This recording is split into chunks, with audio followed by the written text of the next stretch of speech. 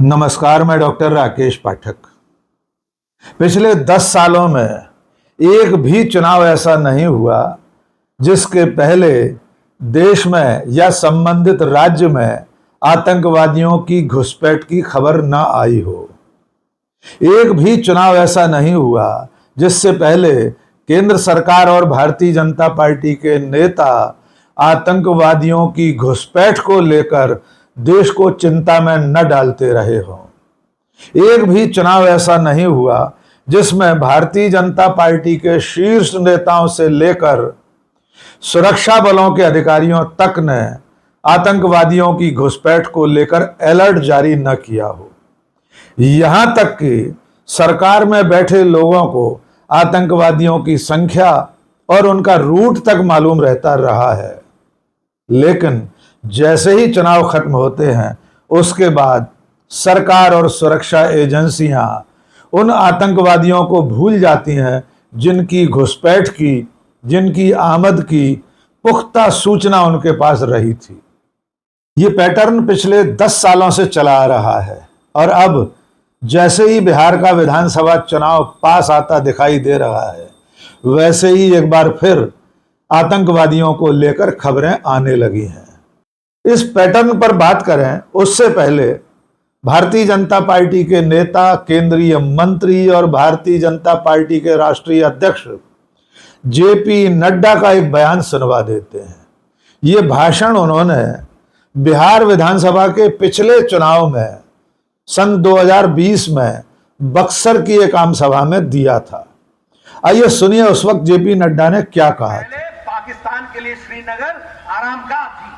आज पाकिस्तान जानता है कि मोदी जी के नेतृत्व में तुम आंख उठाओगे तो तुमको नस्तो नाबूद कर देंगे।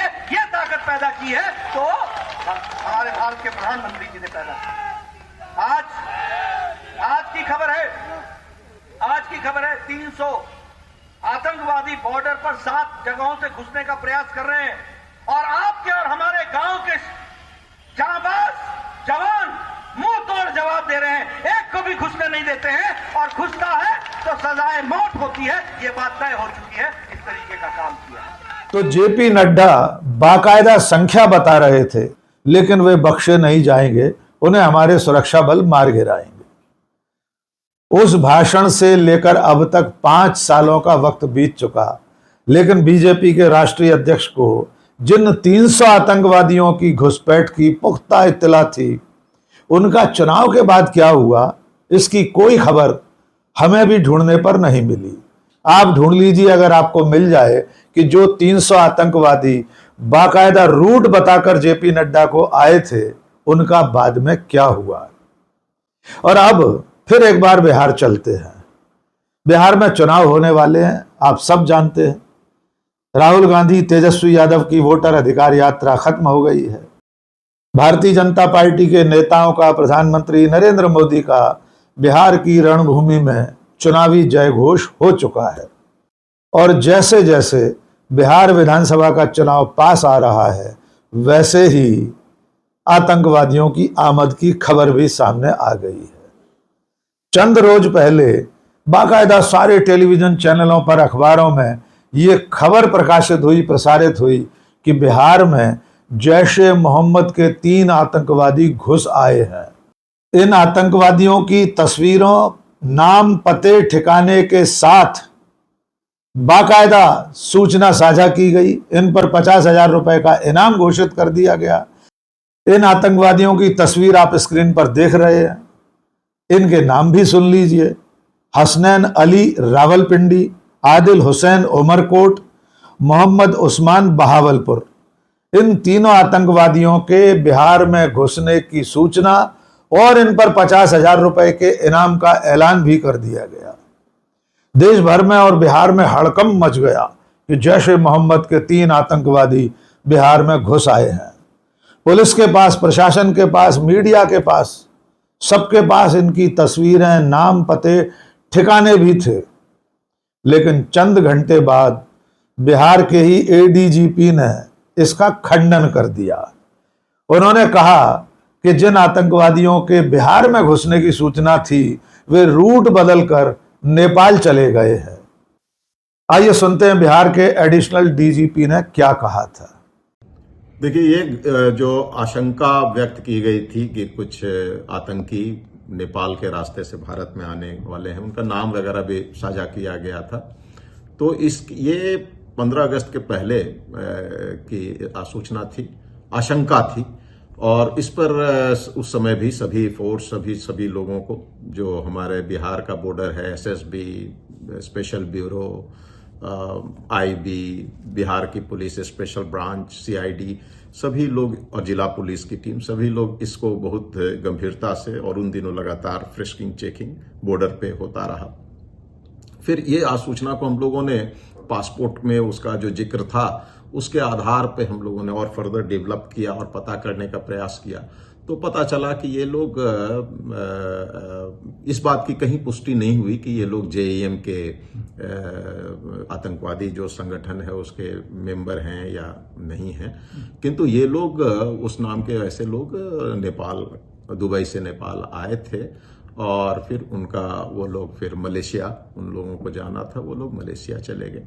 भारत में एंटर करने का या भारत में आने की कोई साक्ष्य या किस तरह की कोई बात नहीं आई है। तो आप अंदाजा लगाइए कि आतंकवादियों के नाम पर चुनावी राज्य में या देश भर में जिस वक्त आम चुनाव आते हैं, लोकसभा के चुनाव होने वाले होते हैं, उससे पहले आतंकवादियों की घुसपैठ, उनके हमले, उनको लेकर रेड अलर्ट और उसकी सूचनाएं किस तरह प्रचारित की जाती हैं, इसका ये एक नमूना मात्र है। जिन आतंकवादियों की तस्वीरें नाम पते ठिकाने के साथ साझा की गई, जिन पर 50,000 रुपए इनाम का ऐलान कर दिया गया, उनके बिहार में घुसने की सूचना ही फर्जी थी, और खुद बिहार के आला पुलिस अधिकारी ने इसका खंडन कर दिया। यद्यपि दिलचस्प बात यह है कि जिन आतंकवादियों के नेपाल में घुसने की बात कही गई, नेपाल ने भी उसका खंडन कर दिया है। नेपाल की सरकार ने और पुलिस ने कहा है कि उनकी सीमा में इस तरह के आतंकवादियों के घुसने की कोई सूचना उनके पास नहीं है। अब थोड़ा सा पिछले कुछ सालों के पैटर्न पर भी नजर डाल लीजिए। जब जब चुनाव आता है तब तब आतंकवादियों के हमले की सूचना आती है। 2024 के लोकसभा चुनाव से पहले भी इसी तरह की खबरें आई थी। खासतौर से जम्मू कश्मीर में आतंकवादियों की घुसपैठ की खबरें बहुत तेजी से उस वक्त फैलाई गई थीं। इन तमाम खबरों की कतरनें हम आपको स्क्रीन पर दिखा रहे हैं। इसके अलावा बंगाल, दिल्ली, उत्तर प्रदेश, शायद ही ऐसा कोई राज्य हो जहां चुनाव से पहले आतंकवादियों की आमद की खबर नहीं फैलती। और सबसे दिलचस्प बात यह है कि जब तक चुनाव चलता है तब तक भारतीय जनता पार्टी के नेता, सरकार में बैठे हुए लोग आतंकवादियों के नाम पर, उनकी घुसपैठ, उनके हमलों के नाम पर लोगों को, मतदाताओं को डराते रहते हैं। और चुनाव खत्म होने के बाद कोई नहीं बताता, कोई नहीं पूछता कि जिन आतंकवादियों के घुसने की पुख्ता खबर थी वे आखिर कहां चले गए। जेपी नड्डा ने बक्सर, बिहार में 2020 में जिन 300 आतंकवादियों के घुसने की सूचना दी थी, उनके बारे में पलटकर भी जेपी नड्डा ने कोई बयान नहीं दिया। उत्तराखंड में तो बाकायदा एक चिट्ठी के जरिए आतंकवादी हमले की खबर सामने आई थी कि जैश-ए मोहम्मद के आतंकवादियों ने चिट्ठी लिखी है। और तो और पिछले लोकसभा चुनाव से पहले अल कायदा तक की मौजूदगी जम्मू कश्मीर में बताई गई थी, लेकिन उसके बाद लोकसभा चुनाव खत्म हुए 1.5 साल होने को है, किसी ने सुध नहीं ली कि आखिर अल कायदा के आतंकवादी कहां चले गए, उनमें से कितने आतंकवादी पकड़े गए, कितने एनकाउंटर में मारे गए, इसकी कोई सूचना सरकार नहीं देती। लेकिन चुनाव आते ही आतंकवादियों की खबरें आना शुरू हो जाती हैं। अब इस पैटर्न को दूसरे सिरे पर ले जाते हैं कि आखिर चुनाव से पहले आतंकवादियों के आने की खबर, आतंकवादी हमलों की सूचना और उसके बाद चुनाव का संपन्न हो जाना, इससे किसे लाभ होता है, कौन आतंकवादियों के नाम पर वोट मांगता है, इसका पुख्ता प्रमाण भी देख लीजिए। 2019 के लोकसभा चुनाव से पहले पुलवामा में सीआरपीएफ के काफिले पर हमला हुआ था। हमारे 40 जांबाज जवान शहीद हुए थे और उसके बाद प्रधानमंत्री नरेंद्र मोदी ने एक ऐसा भाषण दिया था जो ये बताने के लिए पर्याप्त है कि आखिर आतंकवादियों के नाम पर खबरें फैलाने का किसको लाभ होता है, कौन आतंकवादियों के नाम पर, आतंकवादी हमलों के नाम पर, हमारे जवानों की शहादत के नाम पर वोट मांगता है।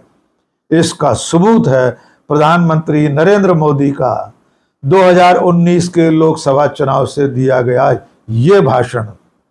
सुन लीजिए किस तरह नरेंद्र मोदी शहीदों के नाम पर पहली बार के मतदाताओं से, यानी जो लोग 18 साल का होने के बाद पहली बार वोट डालने जाएंगे, उनसे शहीदों के नाम पर वोट मांग रहे थे। आज मैं देश के उन नौजवान वोटरों से भी आग्रह करना चाहता हूं जो इस चुनाव में पहली बार वोट डालेंगे, और ये बड़े गर्व की बात है कि वो वोटर है जिनका जन्म 21वीं सदी में हुआ।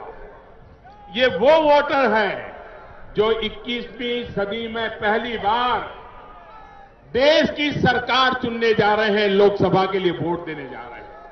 और इसलिए 21वीं सदी के ये महत्वपूर्ण मतदाता जो पहली बार के वोटर हैं, मैं आपके लिए कुछ बातें करना चाहता हूं। देश के फर्स्ट टाइमर वोटरों के साथ मैं आज छत्रपति शिवाजी महाराज की इस पुण्य भूमि की धरती से बात करना चाहता हूं, तुलजा भवानी की धरती से बात करना चाहता हूं।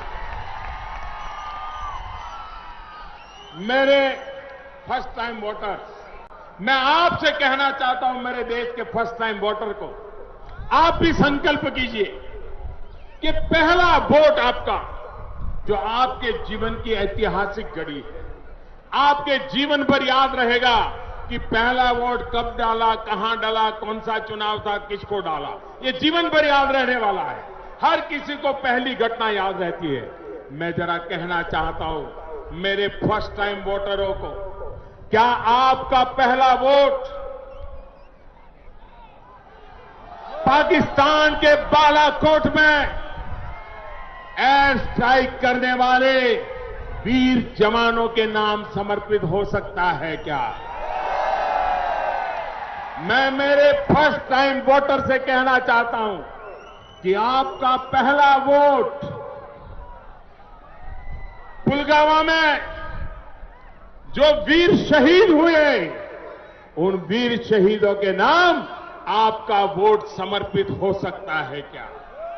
तो अप्रैल 2019 में नरेंद्र मोदी का ये भाषण ये बता रहा है कि भारतीय जनता पार्टी, नरेंद्र मोदी की सरकार, खुद प्रधानमंत्री नरेंद्र मोदी हर चुनाव से पहले आतंकवादियों का डर पैदा करते हैं, आतंकवादियों की घुसपैठ की खबरें फैलाई जाती हैं, यहां तक कि सेना, अर्धसैनिक बल और पुलिस के अधिकारियों के जरिए भी इस तरह की सूचनाएं अखबारों और चैनलों तक पहुंचाई जाती हैं कि आतंकवादी घुस आए हैं, और उन आतंकवादियों की सुध चुनाव के बाद कोई नहीं लेता।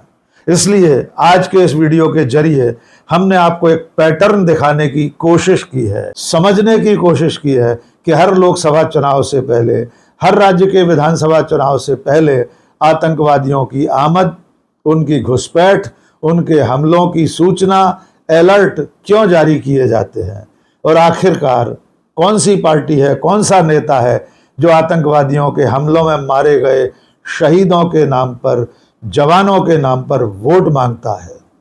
उम्मीद है आप इस पैटर्न को अच्छी तरह समझ गए होंगे। तो अब आप अलर्ट हो जाइए कि बिहार विधानसभा और इसके बाद बंगाल और केरल के चुनावों में आपको इस तरह की आतंकवादियों की घुसपैठ की सूचनाएं मिलती रहेंगी। आज के इस वीडियो में बस इतना ही। बहुत बहुत शुक्रिया। जय हिंद।